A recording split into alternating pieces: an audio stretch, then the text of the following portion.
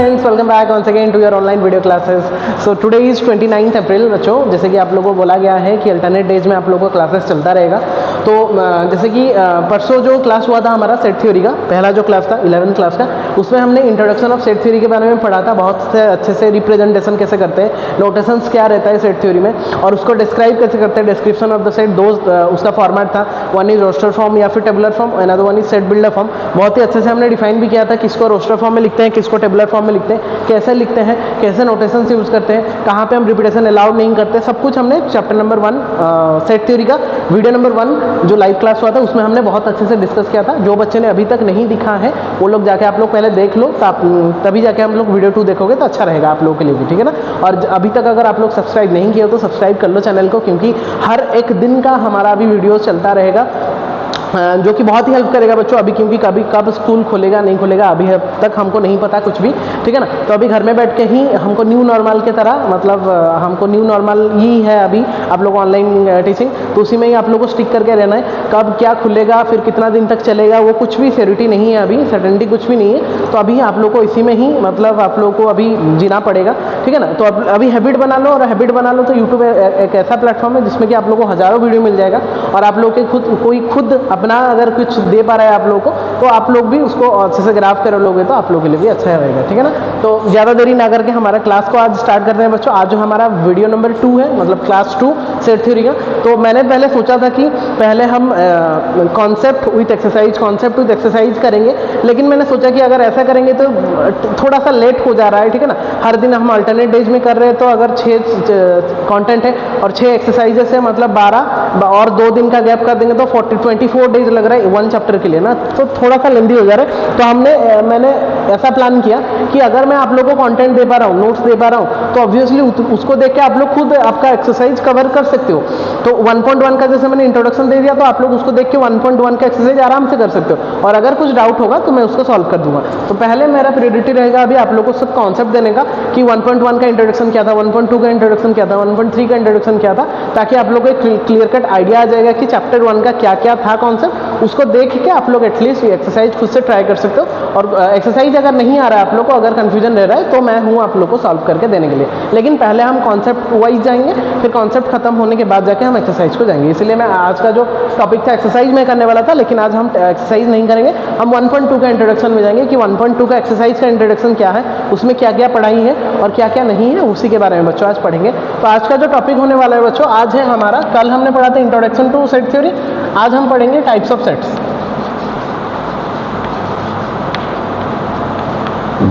Types of set बच्चों, ठीक है ना, क्या क्या टाइप का सेट रहते हैं। बहुत इंटरेस्टिंग से होने वाला है बच्चों ये क्लास, तो पूरा लास्ट तक रहना, और जितना भी नोट डाउन करने बोल रहा हूँ उसको नोट डाउन करके रखो, जो कि बहुत ही हेल्प करेगा आप लोगों को मतलब रिवीजन के टाइम में। मैं हमेशा बोलता हूँ मैथ्स में आप लोगों को अगर नोट डाउन करके लिख रहे हो तो बहुत ही हेल्प करेगा आप लोगों को रिवीजन के टाइम में। जब भी आप लोग कोई भी एग्जाम फेस कर रहे हो, आपके स्कूल का या फिर कहीं भी कॉम्पिटिटिव एग्जाम, तो ये अगर आप लोग के पास नोट्स है अवेलेबल, तो आप लोग को बहुत ही हेल्प मिलेगा ये नोट्स को देख के, ठीक है ना बच्चों। तो हम नंबर 1 नंबर 2 करके करते हैं। जैसे कि नंबर 1 मैंने कर दिया एम्प्टी सेट, नंबर 2 हमने कर दिया सिंगल टन सेट, ठीक है बच्चों, इसको नोट डाउन कर दो थोड़ा। Number 1 is your empty set, number 2 is your singleton set, ठीक है। अभी इसका डेफिनेशन में आते हैं। एम्प्टी सेट मतलब क्या बच्चों, एम्प्टी सेट को हम नल सेट भी लिखते हैं या फिर वॉइड सेट भी लिखते हैं, VOID, okay.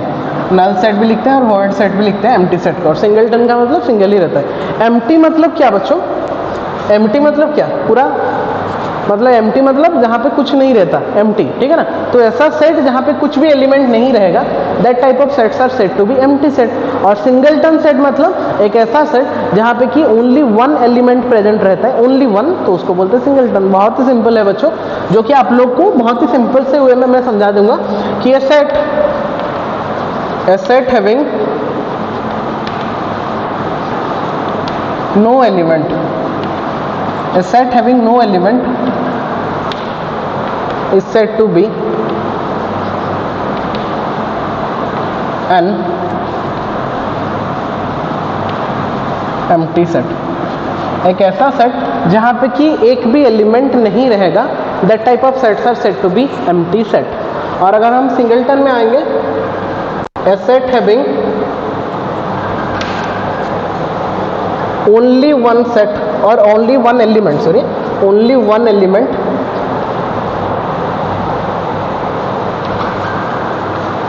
then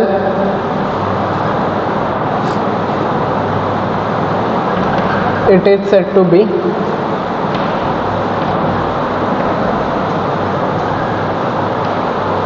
singleton set. Singleton, single से सिंगलटन सेट आ रहा है बच्चों, ठीक है। तो एक ऐसा सेट जहां पे कि कोई भी एलिमेंट नहीं रहेगा, those type of sets are said to be empty set, but ऐसा सेट जहां पे कि एक ही एलिमेंट रहेगा उसको हम बच्चों क्या बोलेंगे, सिंगलटन सेट बोलेंगे। यहाँ पे नो एलिमेंट मतलब पूरा जीरो, यहाँ पे only one element, more than one अगर लेंगे तो it is not set to be a singleton element, singleton set, ठीक है ना बच्चों। फॉर एग्जाम्पल बहुत सारा एग्जाम्पल हो सकता है। मैंने ए सेट को डिफाइन किया, सेट ए को डिफाइन किया, मैं सेट बिल्डर फॉर्म में लिख रहा हूँ, x such that x belongs to n, x such that x belongs to N and 2 less than x less than 3। ध्यान से देखो बच्चों, ठीक है। और एक भी मैं लिख देता हूँ यहाँ पे, फिर हम डिफाइन करेंगे। आप लोग सोचते रहो, मुझे जितना देरी लिख रहा हूँ आप तब तक सोचते रहो। x equal to x such that x square equal to 9 where x is even, ठीक है। मैंने यहाँ पे 2 सेट लिख दिया बच्चों, आप लोग थोड़ा जस्टिफाई करके ट्राई करो कि उसका रोस्टर फॉर्म क्या होगा। ये सेट बिल्डर फॉर्म होता है, जैसे कि आप लोगों को पता है सेट बिल्डर फॉर्म में हमने लिखा है। तो मैं जितना तक अभी क्वेश्चन लिख रहा हूँ आप लोग थोड़ा पॉज करके सोचो कि एक्चुअली में क्या हो सकता है। यहाँ पे भी मैं दो एलिमेंट लिख रहा हूँ, a equal to x such that x belongs to z, z means set of integers where 2 less than x less than 4। यहाँ पे मैंने b लिखा, x सच दैट सिंगलटन का एक हम लिख रहे हैं, x such that x belongs to n ले जाते हैं natural number and x square equal to 4। तो बच्चों मैंने यहाँ पे कुछ एग्जाम्पल्स आप लोगों के लिए लिख दिया, ठीक है ना। मैंने यहाँ पे कुछ एग्जाम्पल्स आप लोगों के लिए लिख दिया, जैसे कि एम्प्टी सेट और सिंगलटन सेट का पहले तो हमने डेफिनेशन पढ़ा कि एक ऐसा सेट जहाँ पे कि नो एलिमेंट रहते हैं, मतलब एक भी एलिमेंट नहीं रहेगा, उसको हम एम्प्टी सेट बोलेंगे या फिर नल सेट बोलेंगे या फिर वॉइड सेट बोलेंगे। और सिंगलटन सेट में क्या होता है ना, एक ऐसा सेट जिसमें कि ओनली वन एलिमेंट ही प्रेजेंट रहेगा, ना 2 ना 0, मतलब एग्जैक्टली वन एलिमेंट अगर प्रेजेंट रहा उसको हम क्या बोलते हैं बच्चों, सिंगलटन सेट बोलते हैं। मैंने यहाँ पे कुछ एग्जाम्पल्स लिखा, यहाँ पे ए बी मैंने लिखा, यहाँ पे भी ए बी 2 एग्जाम्पल लिखा है। यहाँ पे क्या बोला मैंने, x such that x belongs to N and 2 less than x less than 3। और सेकंड में बोला x such that x square equal to 9 where x is a even number, ठीक है ना। और यहाँ पे क्या बोला, A equal to x such that x belongs to Z and 2 less than x less than 4। और सेकंड में बोला x such that x belongs to N and x square equal to 4। तो ये तो मैंने ये जो चारों लिखा है ये सेट बिल्डर फॉर्म में लिखा है। मैंने प्रीवियस क्लास में बोला था सेट बिल्डर फॉर्म का मतलब क्या होता है कि हम एक प्रॉपर्टी में उसको डिफाइन करते हैं एक सेट को। तो यहाँ पे भी चारों सेट जो लिखा गया है ये एक प्रॉपर्टी में ही हमने डिफाइन किया है। इसका भी अगर हम रोस्टर फॉर्म निकालें वहाँ से मुझे पता चल जाएगा कि ये दोनों का क्या निकल रहा है और ये दोनों का क्या निकाल रहे हैं, जिसको देख के हम बता सकते हैं कि वो एम्प्टी सेट हो रहा है या फिर सिंगलटन सेट हो रहा है या फिर बाकी क्या हो रहा है। तो इसका अगर बच्चों हम लिखेंगे तो इसका अगर ए सेट हम लिखेंगे कितना होगा बताओ ना। पहले देखो समझो, वो बोला कि x एक ऐसा एलिमेंट है जो कि n में डिनोट करता है, n में रिप्रेजेंट करता है। n मतलब बच्चों क्या, n मतलब क्या होता है, नेचुरल नंबर ना, सेट ऑफ नेचुरल नंबर। तो n मतलब सेट ऑफ नेचुरल नंबर, मतलब n हमने डिफाइन कर दिया, x को हमने डिफाइन कर दिया कि x एक नेचुरल नंबर होगा। अच्छा मैंने पहले पता कर लिया कि x हमारा एक नेचुरल नंबर है, बट वो क्या बोला है, जो x है वो हमारा 2 से 3 के अंदर में लाई करता है, 2 एंड 3 के बीच में। मुझे आप लोग बताओ कि इन 2 एंड 3 के बीच में ऐसा कौन सा नेचुरल नंबर आप लोगों का लाई करता है, क्योंकि 2 is a natural number itself, 3 is a natural number itself, और 2 और 3 के बीच में मुझे तो नहीं पता और कोई नेचुरल नंबर आता है। आई होप नहीं आता है, तुम लोग को भी पता होगा। तो 2 एंड 3 के बीच में वैसा कोई भी नेचुरल नंबर बच्चों नहीं आता। तो यहाँ पे जो हमारा सेट है, यहाँ पे कोई भी एलिमेंट एग्जिस्ट नहीं करेंगे, ठीक है ना। तो यहाँ पे कोई भी एलिमेंट एग्जिस्ट नहीं करेंगे, तो जब कोई एलिमेंट एग्जिस्ट नहीं करेंगे इसको क्या बोलते हैं, कौन सा सेट बोलते हैं, फाई बोलते हैं, मतलब एम्प्टी सेट बोलते हैं। और उसको डिनोट कैसे करते हैं, फाई, मतलब ये जो होता है PHI, इसको हम पढ़ते हैं क्या, फाई, प्रोनाउंस क्या करते हैं, फाई, ठीक है ना। तो A equal to phi, and phi is nothing but our what, phi is nothing but our notation of empty set. मतलब जब हम फाई एम्प्टी सेट को नोटिफाई करते हैं, नोटेशन देते हैं, तो उसमें हम क्या डिनोट करते हैं, फाई में डिनोट करते हैं, ठीक है ना बच्चों। मतलब एम्प्टी सेट है जहाँ पे फाई लिखा होगा, phi is not a element, okay ना, phi is not a element, but phi को हम सेट को रिप्रेजेंट करने के लिए हम फाई लिखते हैं, ठीक है ना। अच्छा, तो यहाँ पे जैसे कोई भी एलिमेंट नहीं रहा तो ये फाई हो गया। बी सेट में वैसे आप लोग देखो बच्चों, बी सेट में अगर हम देखेंगे, बी सेट में क्या बोला है वो, कि x एक ऐसा एलिमेंट है जिसका कि स्क्वायर 9 होना चाहिए। x एक ऐसा एलिमेंट है जिसका square 9, x square equal to 9, मतलब x में हम ऐसा कुछ वैल्यू रखेंगे जिसका स्क्वायर बच्चों कितना होना चाहिए, 9 होना चाहिए। तो मुझे जितना पता है कि एक्स स्क्वायर 9 मतलब x का वैल्यू कितना है, प्लस और माइनस 3, क्योंकि 3 का स्क्वायर 9 होता है और माइनस 3 का स्क्वायर 9 होता है। और ऐसा कोई भी नंबर नहीं है जिसका स्क्वायर कितना होगा बच्चों, 9 होगा, ठीक है ना। तो एक निकलेगा +3, एक निकलेगा -3, बट वो यहाँ पे एक मेंशन कर दिया x is a even number. तो क्या बच्चों ये पॉसिबल है कि x एक इवन नंबर होगा और उसका स्क्वायर 9 होगा, क्योंकि हमको जितना पता है 3 और -3 का स्क्वायर ही 9 होता है। तो ऐसा कोई भी इवन नंबर नहीं है जिसका स्क्वायर आप लोगों को 9 मिलेगा, तो ये भी इम्पॉसिबल है। That's why it is also what, empty set, and that's why it is denoted by phi. Is that बच्चों very much clear to everyone, I hope. बहुत ही सिंपल सा कॉन्सेप्ट है कि हमको एक सेट बिल्डर फॉर्म में दिया हो या फिर रोस्टर फॉर्म में दिया हो, पहले हमको जस्टिफाई करना है और देखना है कि वो सेट में कौन सा एलिमेंट रह रहे हैं। अगर वो एलिमेंट में कुछ भी एलिमेंट नहीं रहे, मतलब वो सेट में अगर कुछ भी एलिमेंट नहीं रह रहे, तो हो गया आप लोगों का phi, that is empty set. अभी देखते हैं कि सिंगलटन सेट का मतलब क्या होता है, जो सेट में एग्जैक्टली वन एलिमेंट ही प्रेजेंट रहता है। जैसे कि मैंने यहाँ पे 2 एग्जाम्पल लिखा है। पहले सेट में लिखा है A इक्वल टू बच्चों x एक ऐसा एलिमेंट है जो कि z को रिप्रेजेंट करता है। z का मतलब बच्चों क्या, z का मतलब क्या, इंटीजर सेट, हाँ, इंटीजर को रिप्रेजेंट करता है। हमारा एक x हमारा जो ऐसा एक एलिमेंट है जो कि z को रिप्रेजेंट करता है, that means set of integers को रिप्रेजेंट करता है।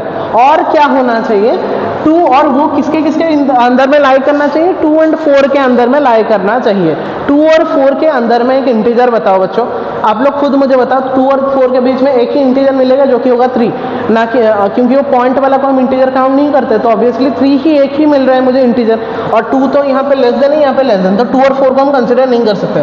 तो यहाँ पे एक ही एलिमेंट बच रहा है जो कि हो रहा है क्या, 3। तो यहाँ पे एक ही एलिमेंट बच रहा है ए सेट में जो कि बन रहा है 3। तो मैंने बोला था कि since A set have only one element, that's why it is called a singleton set. So that's why यहाँ पे A में एक ही एलिमेंट बचा, so therefore for that case A is called a singleton set. Clear बच्चों, बहुत ही अच्छा question था। अभी बी सेट में आते हैं, बी सेट को जस्टिफाई करो आप लोग, क्या निकलेगा इसका आंसर, ध्यान से देखो। वो क्या बोला है, x such that x belongs to n, x belongs to n। मैंने बोला ये सेट थ्योरी आप लोग को बहुत ही हेल्प करेगा। n z w क्या है उसको आप लोग को पहले से माइंड करना है। n means set of natural number, z means set of integer, w means set of whole number, r means set of real numbers, ठीक है ना। तो यहाँ पे n बोला है, n मतलब सेट ऑफ नेचुरल नंबर होना चाहिए, मतलब 1 2 3 4 5 up to infinity, and x square equal to 4 बोल दिया। पहले तो बोल दिया वो एक नेचुरल नंबर होना चाहिए, फिर बोल दिया कि x स्क्वायर का वैल्यू 4 होना चाहिए। तो ऐसा कौन सा x है जिसका स्क्वायर 4 होता है, आप लोग बताओ मुझे। आइदर निकलता है 2 या फिर -2, तो 2 और -2 ही ऐसा नंबर है जिसका स्क्वायर हमारा 4 होता है, और ऐसा कोई भी स्क्वायर नंबर नहीं होगा, और कोई भी नंबर नहीं होगा जिसका स्क्वायर कितना होगा, 4 होगा। तो हमारा क्या क्या निकला, ऑप्शन क्या निकला, एक निकला 2, एक निकला -2, but the condition is that our x is a natural number. तो x मेरा नेचुरल नंबर ही होना चाहिए। तो 2 और -2 में से नेचुरल नंबर कौन कंसिडर किया जा रहा है, 2 को कंसिडर किया जा रहा है। तो यहाँ पे हम -2 कंसिडर नहीं कर सकते। यहाँ पे अगर बोलता x बिलोंग्स टू r बोल देता या फिर z बोल देता, तो वहाँ पे हम 2 को भी लेते, -2 को भी लेते, क्योंकि इंटीजर और रियल नंबर में 2 और -2 एग्जिस्ट करेगा। बट नेचुरल नंबर सेट में जैसे कि आप लोगों को पता है कि 1 से वो स्टार्ट होता है, तो नेगेटिव नंबर हम कंसिडर नहीं करते। दैट्स व्हाई यहाँ पे ओनली 2 ही रहेगा, दैट इज पॉजिटिव ऑफ 2। -2 को हम कंसिडर नहीं कर सकते because it is a natural number set. That's why our answer should be roster form equal to B equal to only 2। तो ओनली 2 अगर प्रेजेंट रह रहा है एक सेट में, ऑब्वियसली एक ही एलिमेंट बचा, since b have only one element in the set, therefore it is called singleton set. Is that clear बच्चों? So this is the simplest concept about your empty set. Type number 1। Type number 2 singleton set. Empty set means having no element, एक भी अगर element नहीं रहा तो वो empty हो गया। अगर एग्जैक्टली एक ही एलिमेंट बच रहा है तो it is said to be singleton set. Is that very much clear to everyone बच्चों? तो ऐसा टाइप का बहुत सारा एग्जांपल आप लोगों की बुक्स में भी है, आप लोग ट्राई कर सकते हो। फिर एक्सरसाइज पार्ट में भी बहुत कुछ है, ट्राई करो खुद से। बहुत ही अगर आप लोगों को कॉन्सेप्ट समझ में आ गया तो आप लोग खुद से भी बहुत कुछ ट्राई कर सकते हो। आई होप सबको समझ में आ गया होगा ये सिंगलटन सेट और किसका एम्प्टी सेट का concept. So pause the video and बच्चों नोट इट डाउन, जितना भी आप लोग को समझ में आया अच्छे से उसको नोट डाउन कर दो। फिर हम आते हैं नेक्स्ट 3 और 4 में। ओके बच्चों, अभी आते हैं हम हमारा कौन सा फाइनाइट सेट है, हमारा 3 नंबर एंड 4 नंबर। हमारा 1 2 में हमने एम्प्टी सेट और सिंगलटन सेट को डिस्कस कर लिया, ठीक है ना। अभी 3rd एंड 4th जो कंडीशन है हमारा 3rd एंड 4th वाला जो नंबर है वो हमारा एक में हो गया फाइनाइट सेट और एक में हो गया बच्चों क्या, इनफाइनाइट सेट, ठीक है ना। बहुत ही सिंपल सा कॉन्सेप्ट है कि फाइनाइट मतलब जो काउंटेबल नंबर ऑफ एलिमेंट है वो होगा। तो a set having countable number of elements, countable number of, countable मतलब जिसको हम काउंट कर सकते हैं, countable number of elements, a set having countable number of elements is said to be, it's said to be finite set। Finite का मतलब क्या, जिसको फाइनाइट एलिमेंट्स रहते हैं, मतलब जिसको हम डिफाइन कर सकते हैं। मतलब अगर हम बोलेंगे कि नंबर हम गिन सकते हैं, उसमें कितना तो एलिमेंट हम गिन के बोल सकते हैं। और यहाँ पे क्या, ए सेट हैविंग अनकाउंटेबल, मतलब इसको हम काउंट नहीं कर सकते हैं, uncountable number of elements,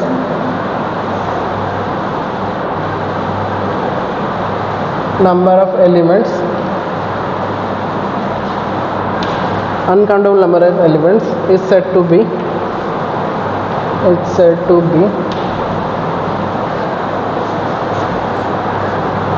infinite set।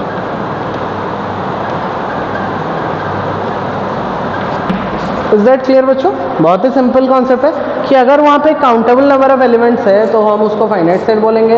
अगर अनकाउंटेबल नंबर, अनकाउंटेबल मतलब जिसको हम गिन नहीं सकते, उसको हम बोलेंगे क्या, इनफाइनाइट सेट, ठीक है ना। अच्छा, तो फॉर एग्जाम्पल कुछ लिखते हैं, एग्जाम्पल्स लिखते हैं, यहाँ पे भी कुछ एग्जाम्पल्स लिखते हैं। फॉर एग्जाम्पल सेट ए हमने लिया, x such that x is a natural number, x is a natural number less than 7, ठीक है। मैं जितना तक क्वेश्चन लिख रहा हूँ आप लोग ट्राई करो उसका लिखने का, रोस्टर फॉर्म। बी सेट मैंने और एक लिखा, x such that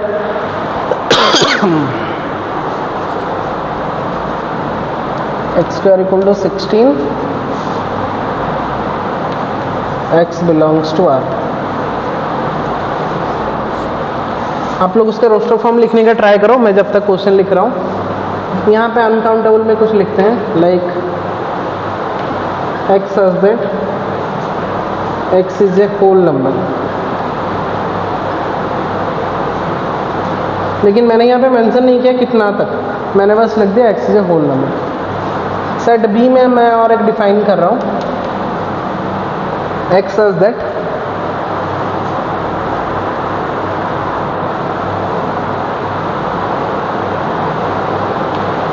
x is an integer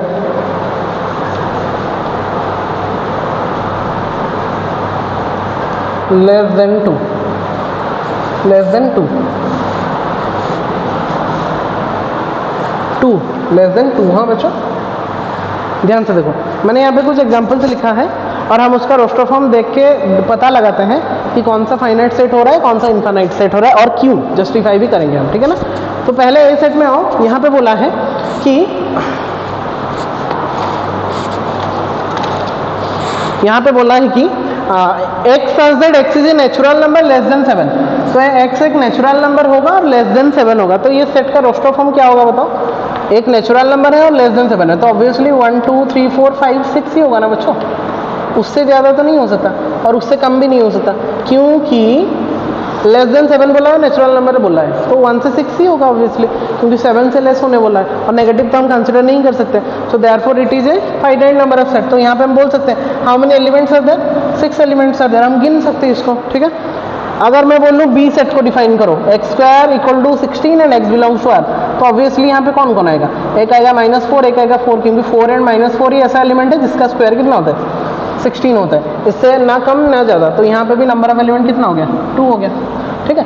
तो ये टाइप का सेट को हम क्या बोलते हैं, फाइनाइट सेट बोलते हैं, जहाँ पे कि आप लोग गिन सकते हो कितना एलिमेंट है हमारा हम गिन के लिख सकते हैं, कि जैसे कि यहाँ पे 6 एलिमेंट था, यहाँ पे 2 एलिमेंट था, इसको बोलते हैं फाइनाइट सेट। इनफाइनाइट सेट का मतलब क्या, ना हम वहाँ पे उसका कितना एलिमेंट है हम गिन नहीं सकते। कैसे, देखो जैसे कि यहाँ पे बोला a set equal to x such that x is a whole number. तो बच्चों होल नंबर स्टार्टिंग फ्रॉम 0, तो 0 1 2 3 4, कुछ यहाँ पे लिमिट नहीं है बच्चों, तो डॉट डॉट डॉट, इसको हम 3 डॉट में रिप्रेजेंट करते हैं, हमेशा याद रखना। इनफाइनाइट सेट को हम 3 डॉट में रिप्रेजेंट करते हैं, मतलब अगर वो इनफाइनाइट है तो कितना तक चलेगा मुझे नहीं पता, लेकिन हम जब उसको नोटेशन देते हैं तो 3 डॉट में देते हैं, ठीक है बच्चों। तो यहाँ पे अगर मैं पूछूँ आप लोगों को कितना एलिमेंट है, मतलब कितना नंबर ऑफ एलिमेंट है, तो मैं बोलूँगा infinite number of elements are there, because मुझे पता नहीं है कि होल नंबर कहाँ तक एंड होता है, वो चलता ही रहेगा। क्योंकि यहाँ पे देखो, जैसे कि यहाँ पे लिमिटेशन था कि ये लेस देन 7 है, लेकिन वहाँ पे कुछ लिमिटेशन नहीं है, यहाँ पे बोल दिया x that x is a whole number बोल दिया, ठीक है ना। तो यहाँ पे since limitation is not there, therefore it is a what, infinite set. Is that clear. और इनफाइनाइट सेट को हमेशा जब आप लोग लिखोगे, डिनोट करोगे, तो वहाँ पे 3 डॉट देना, not more than that, not less than that, हाँ। तो 3 डॉट में उसको डिपेंड कर देना। ऐसे नॉर्मली एनसीईआरटी के अनुसार ये 3 डॉट बोला है, नहीं लिखने से भी चलेगा, लेकिन अगर बुक में दिया है और हमारा पढ़ाई में दिया है तो हम लिख देंगे तो अच्छा रहेगा, ठीक है ना बच्चों। तो 3 डॉट में हम हमेशा एक इनफाइनाइट सेट को रिप्रेजेंट करते हैं। इज दैट क्लियर बच्चों। ये हो गया एक एग्जांपल। और एक एग्जांपल मैंने दिया, बी एक ऐसा सेट है, जहाँ पे कि x such that x is an integer less than 2। तो सर ये तो फाइनाइट होना चाहिए, लेस देन 2 बोला है तो 0 1 2 हो गया ना, तो ये तो फाइनाइट हो गया। लेकिन क्या बच्चों इंटीजर में हम नेगेटिव नंबर नहीं देते हैं, इंटीजर में हम नेगेटिव नंबर भी तो देते हैं ना। तो इंटीजर में जब हम नेगेटिव नंबर दे देंगे तो कितना हो जाएगा, वो स्टार्टिंग होगा कहाँ से, माइनस इन्फिनिटी से होगा ना। तो माइनस इन्फिनिटी से इधर तो चलता रहेगा, फिर -3 -2 -1 0 1, क्योंकि 2 नहीं ले सकते, लेस देन 2 बोला है। लेकिन नेगेटिव में तो वो चलता रहेगा ना, तो नेगेटिव में कितना तक चलेगा मुझे नहीं पता। पॉजिटिव में तो हम 2 तक ही लेंगे, मतलब 1 तक ही लेंगे, लेकिन नेगेटिव में हमारा कितना तक चलेगा मुझे नहीं पता ना वो। तो अगर हम नेगेटिव में नहीं पता कि कितना तक चलेगा, तो ये नेगेटिव में चलता रहेगा, माइनस इन्फिनिटी तक इधर में चलता रहेगा। तो ऑब्वियसली मैं अगर पूछूं कितना नंबर ऑफ एलिमेंट है, so the answer will be infinity. और अगर वो infinity number of elements in a set are there, then those type of sets are said to be बच्चों क्या, infinite set. Is that very much clear to everyone बच्चों। तो finite set का मतलब जहाँ पे आप लोगों को काउंटेबल नंबर ऑफ एलिमेंट्स रहते हैं उसको बोलते हैं फाइनाइट सेट, और जहाँ पे अनकाउंटेबल नंबर ऑफ एलिमेंट्स रहते हैं, जैसे कि हम गिन नहीं पाएंगे, और बहुत सारा एग्जाम्पल है आप लोगों को एनसीईआरटी में, आप लोग कर सकते हो, एक्सरसाइज में भी बहुत सारा है। तो मैंने बस एक डिटेल आप लोगों को मतलब व्यू दे दिया कि एक्चुअली में फाइनाइट सेट क्या होता है, एक्चुअली में इनफाइनाइट सेट क्या होता है। तो आप लोग अच्छे से उसको डिफरेंशिएट कर पाओगे, एंड आई होप कि जितना भी क्वेश्चन आएगा उसको आप लोग अच्छे से सॉल्व कर पाओगे बच्चों, ठीक है ना। तो समझ में आ गया बहुत अच्छे से। So pause the video and जितना लिखना है बच्चों उसको लिख के रखो, ताकि हम नेक्स्ट टॉपिक में जा सकें। ओके बच्चों, अभी आते हैं हम हमारा लास्ट 2 टाइप में, one is equal set, one is equivalent set. तो हमने अभी तक 4 टाइप हमने पढ़ चुका है। First one is empty set, जहाँ पे कोई भी एलिमेंट नहीं था। फिर हमने पढ़ा सिंगलटन सेट, जहाँ पे कि एग्जैक्टली 1 एलिमेंट था। फिर हमने पढ़ा फाइनाइट, जहाँ पे कि काउंटेबल नंबर ऑफ एलिमेंट था, गिन पा रहे थे। फिर पढ़ा हमने इनफाइनाइट, जहाँ पे कि अनकाउंटेबल नंबर ऑफ एलिमेंट था, जिसको हम गिन नहीं पा रहे थे। फिर अभी हमारा 5th एंड 6th जो लास्ट कॉन्सेप्ट है टाइप्स ऑफ सेट का, one is equal set, another one is equivalent set, ठीक है बच्चों। तो हम लिखेंगे set A and set B are set to B equal, are set to B equal sets if the elements in both the sets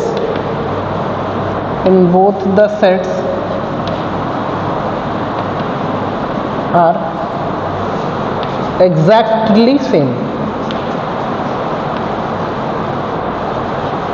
exactly same अगर हो गया, दो सेट मैंने लिया यहाँ पे, सेट ए सेट बी, जहाँ पे कि अगर एग्जैक्टली लिख लो, पहले मैं समझा रहा हूँ, फिर set A and set B are set to be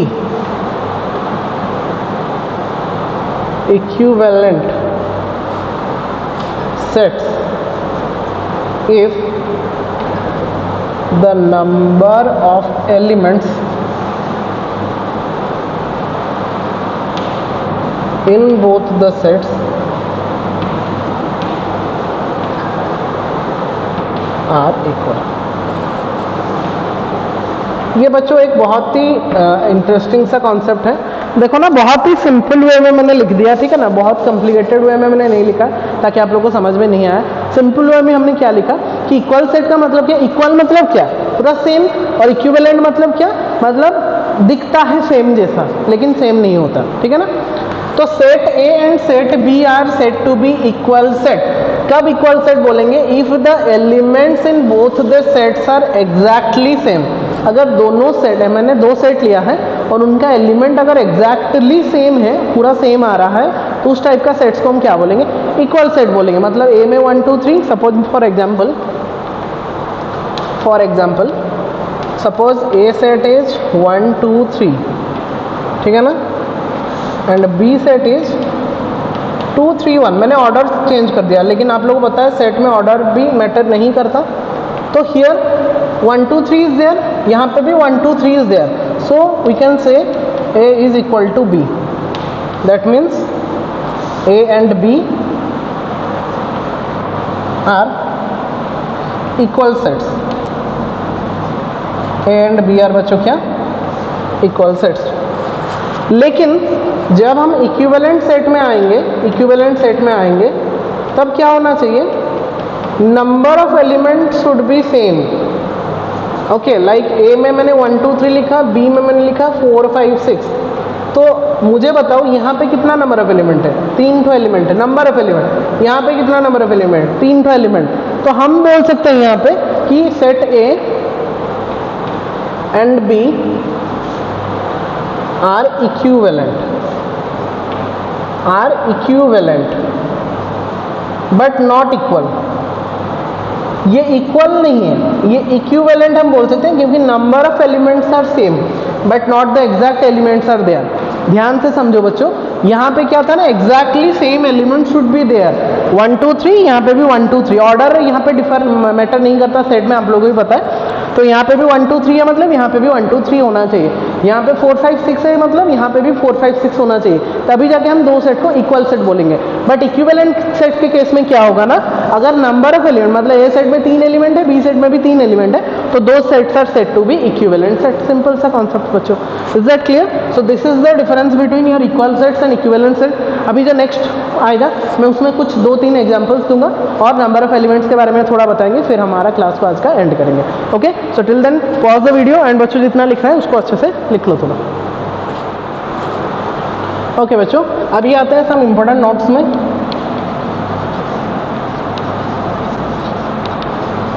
important points, कुछ इम्पोर्टेंट पॉइंट्स बाकी रह गया जितना भी आज का पढ़ाई किया। सेट्स हमने तो टाइप देख लिया, 600 टाइप का सेट रहता है। अभी कुछ इंपॉर्टेंट पॉइंट्स रह गए जिसको कि हमको मतलब जस्टिफाई करना है। एक होता है number of element in a set. एक सेट में जो नंबर ऑफ एलिमेंट रहता है उसको हम या तो क्या बोलते हैं, कार्डिनलिटी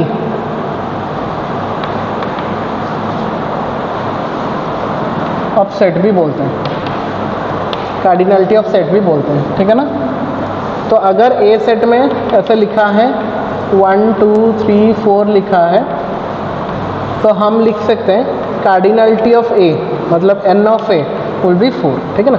ये उसका नोटेशन होता है कार्डिनलिटी ऑफ एनी सेट, मतलब एन ऑफ ए जहाँ पे लिखा होगा, n of A, n of B, n of C जहाँ पे लिखा होगा, उसका मतलब होता है क्या, कार्डिनलिटी ऑफ द सेट। मतलब नंबर ऑफ एलिमेंट जहाँ पे लिखा होगा, लाइक मैंने बोला 1 2 3 4 5 6, तो यहाँ पे अगर मैं पूछूँ कार्डिनलिटी ऑफ सेट कितना है, so the answer will be n of B will be कितना 5, मतलब ये सेट में 5 ठो एलिमेंट हमारा प्रेजेंट है, ठीक है ना। ये हो गया आप लोगों का कार्डिनलिटी ऑफ द सेट। और एक इम्पोर्टेंट पॉइंट्स क्या था कि हम लिख सकते हैं all the equal sets are equivalent। सब इक्वल सेट्स इक्विवेलेंट हो सकते हैं, but not all equivalent sets